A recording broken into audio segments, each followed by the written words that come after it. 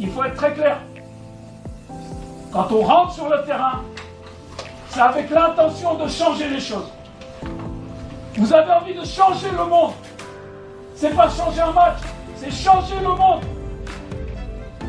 C'est pas je cours 10 mètres, c'est je cours 11 mètres. C'est pas je fais une bonne passe, c'est je fais une super passe. Personne dans ce vestiaire ne baisse les yeux. Personne dans ce vestiaire ne baisse les bras. Personne dans ce vestiaire n'abandonne. C'est un contrat qu'on a entre nous. On est sortis de la merde. Et maintenant on abandonne. Non, non, non. Et on va marquer. We will score. We will score. Le premier quart d'heure, on doit changer le monde. Donc l'idée est toujours de construire des choses avec la nécessité effectivement d'être efficace aussi rapidement. Donc c'est dans ce sens que je pense que la stabilité a été un élément important, à la fois dans l'effectif, à la fois dans les méthodes, à la fois dans le staff et peut-être aussi avec ma présence. Simple et bonne raison que les joueurs ont besoin de repères, d'habitudes collectives et il est nécessaire de créer les conditions, quitte à abandonner peut-être les premiers matchs d'une certaine manière, en se disant que de toute façon, on sait qu'il y aura des effets positifs au bout d'un certain temps. Et c'est à ce moment-là qu'il faut être capable de garder la tête froide et le cap et faire en sorte que justement le temps laisse aux habitudes la possibilité de se mettre en place. Voilà, vous êtes applaudi par tout le parcage lyonnais. Vérité. Ça fait plaisir ça. Toujours. On s'y habitue pas quand même. Si. Écoutez.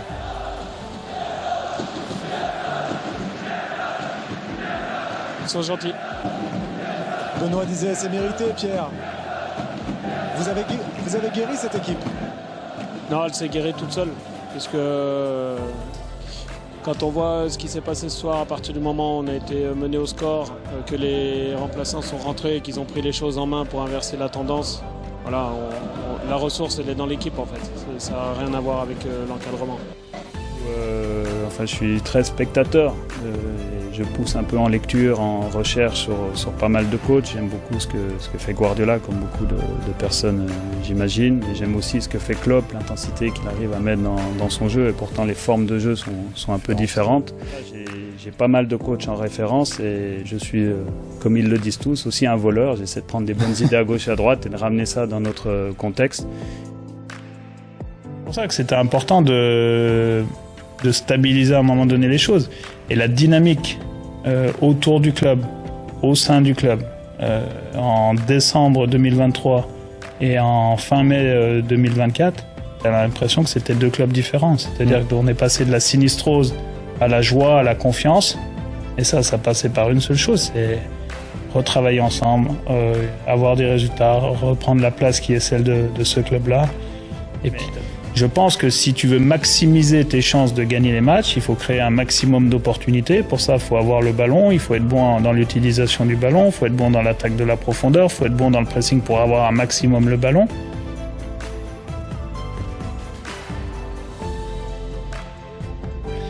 Et ensuite, concernant Wilfried Zaha, ça a été effectivement dans cette interview-là, ce qui m'avait dérangé, c'était ce qu'il renvoyait sur le plan non-verbal. Et je lui ai dit après coup que c'était très négatif parce que c'était à la fois perçu par les partenaires mais aussi par les adversaires.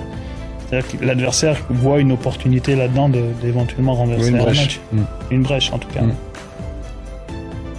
Faire en sorte que la passe soit un élément central de notre entraînement, le fait de toucher le ballon soit un élément central de notre entraînement, que le plaisir soit omniprésent, de faire en sorte que les joueurs aient envie déjà dans un premier temps de s'entraîner avec l'idée de préparer les matchs pour les gagner et que petit à petit ça nous amène à mieux jouer, qu'on arrive à avoir des résultats et que ce soit un cercle vertueux qui se mette en place.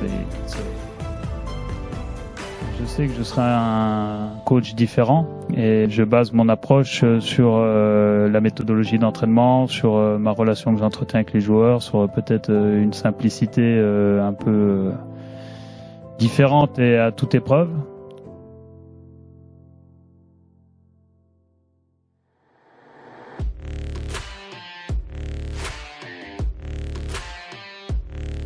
L'essentiel, si c'est pas les 6, si c'est nos défenseurs dessous, quand ils jouent dans ces espaces-là, il faut plus qu'ils jouent vers l'avant. À partir du moment où on va cadenasser ça, ils arriveront plus à jouer vers l'avant. Donc, on est engagé pour aller chercher les choses, gagner ce match-là, Mais on est suffisamment lucide et intelligent pour le faire comme des grands garçons, comme l'équipe qu'on doit être ce soir pour gagner ce match. Ok ? Allez. Je pense que dans la durée, plus on se crée d'opportunités de marquer des buts, déjà moins on est en danger. Et à l'inverse, au bout d'un moment, on va en marquer, donc on va gagner des matchs. Parce qu'on a tendance à opposer le romantique au pragmatique. C'est vrai. Et pour moi, être romantique, c'est du pragmatisme. Donc pour moi, le fait d'avoir le ballon, le fait d'attaquer est vraiment ce qui nous stimule le plus. C'est vrai que les moments où on n'a pas la balle sont très difficiles pour nous. Entraîneur ou éducateur? Éducateur. Real ou Barça? Barça, tout simplement pour l'héritage qu'ils nous ont laissé, ça c'est entre 2009 et 2012. Tell me a little bit about emotion. For me, that's what football is all about. In my opinion, the primary function of a football team is precisely to give that to the people. I think that from the moment players and coaches understand this, the way they approach the game and matches is different. And that is why there is always introspection to be done on the environment to really understand who these people are, what they want when they come to the stadium, and especially what makes them smile when they leave and for the week that follows. And that's why in all our matches, I make sure that we don't give up and that we try to show a rather attractive face in what we produce. How would you define the Pierre Sage style? It is based on 3 principles that I often state, namely pressing, the ability to get the ball out well to have it in good conditions in the event of a break, and constantly attacking from behind. And that is an ideal vision of how we want to play. I will fight to the end so that these ideas allow us to take points and win matches. But to conclude in one sentence, would you rather play badly and win or lose having played well? I prefer to win by playing well. Nous, quand on veut beaucoup, faut qu'on donne énormément. Alors, individuellement, comme je vous l'ai dit avant le match, on ne peut pas partir à la guerre si on n'est pas des combattants. On ne peut pas partir à la guerre si on n'a pas de stratégie. On ne peut pas partir à la guerre si on ne veut pas becter l'adversaire. L'énergie que vous allez développer individuellement et en tant qu'équipe, ça doit changer le match. C'est-à-dire qu'aujourd'hui, on vit un match, et bien dans 5 minutes, c'est un tout autre match. C'est le match d'une équipe qui va chercher une victoire, une première place et l'histoire de son club. On fait ce qu'il faut, on sort ensemble, on retourne le match, on met tout le stade debout. C'est le feu pendant 45 minutes en deuxième mi-temps. Pendant 45 minutes, les gens ils voudront pas quitter le stade parce que vous ferez de bonnes choses sur le terrain. Parce que vous donnerez tout. Parce que vous faites ce qu'il faut pour les autres. Parce que quand il y en a un par terre, il y en a un 3 debout qui vont le relever. Parce que quand il y aura un ballon entre deux, il sera pour nous. Quand il y a un ballon qui traîne, c'est but. C'est ça la différence. C'est ça qui vous amènera en haut. Et vous êtes capables. Donc on y va. Allez, allez.